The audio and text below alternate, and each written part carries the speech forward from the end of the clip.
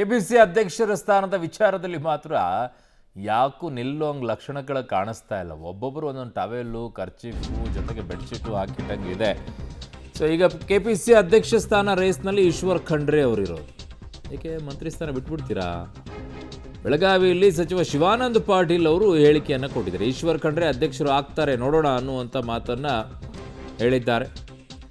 So ಅದರ ಬಗ್ಗೆ ಹೆಚ್ಚು ತಲೆ ಕೆಡಿಸ್ಕೊಳ್ಳೋದು ಬೇಡ ಅನ್ನುವಂಥದ್ದು. ಖಂಡ್ರೆ ಕೆಪಿಸಿ ಅಧ್ಯಕ್ಷರಾಗ್ತಾರೆ ಅಂತ ಸುಳಿವನ್ನು ಶಿವಾನಂದ ಪಾಟೀಲ್ ಅವರು ಕೊಟ್ಟಿದ್ದಾರೆ. ನೋಡೋಣ ಏನು ಹೇಳಿದ್ದಾರೆ ಅಂತ ಕೇಳಿಸ್ಕೊಳ್ಳೋಣ. ಇಲ್ಲಿ ಪೊಲಿಟಿಕಲ್ ಬೇಡಪ್ಪ, ಇಲ್ಲಿ ಬರೀ ಟೆಕ್ನಿಕಲ್ ಸೆಮಿನಾರ್ಗೆ ಬಂದಿವಿ. ಇಲ್ಲಿ ಬೇಡ ಬೇಡ ಬೇಡ, ಅದು ಇಲ್ಲಿ ಅವ್ರು ಆದಾಗ ನೋಡೋಣ, ಅದನ್ನ ತಲೆ ಕೆಡಿಸ್ಕೊಬೇಡ. ಅದ್ರದ್ದು ಇಲ್ಲಿ ಪೊಲಿಟಿಕಲ್ ಬೇಡಪ್ಪ, ಇಲ್ಲಿ ಬರೀ ಟೆಕ್ನಿಕಲ್ ಸೆಮಿನಾರ್ಗೆ ಬಂದಿವಿ. ಇಲ್ಲಿ ಬೇಡ ಬೇಡ ಬೇಡ, ಅದು ಇಲ್ಲಿ ಅವ್ರು ಆದಾಗ ನೋಡೋಣ, ಅದನ್ನ ತಲೆ ಕೆಡಿಸ್ಕೊ. ಅಲ್ಲಿ ಯಾಕೆ ಪೊಲಿಟಿಕಲ್ ಬೇಡ? ನೀವು ಹೋಗಿದ್ದೆ ಮಂತ್ರಿ ಅಂತ ಹೇಳಿ ಅಲ್ಲಿ ಹೋಗಿದ್ದೀರಾ. ನೀವು ಇಲ್ಲ ಅಂದರೆ ನಿಮ್ಮನ್ನೇ ಯಾಕೆ ಅಲ್ಲಿ ಕರ್ಕೊಂಡು ಹೋಗ್ತಾ ಇದ್ರು? ನೀವು ರಾಜಕೀಯದಲ್ಲಿ ಇರೋದ್ರಿಂದನೇ, ನೀವು ಸರ್ಕಾರದಲ್ಲಿ ಇರೋದ್ರಿಂದನೇ ಕೇಳಿದ್ದಾರೆ.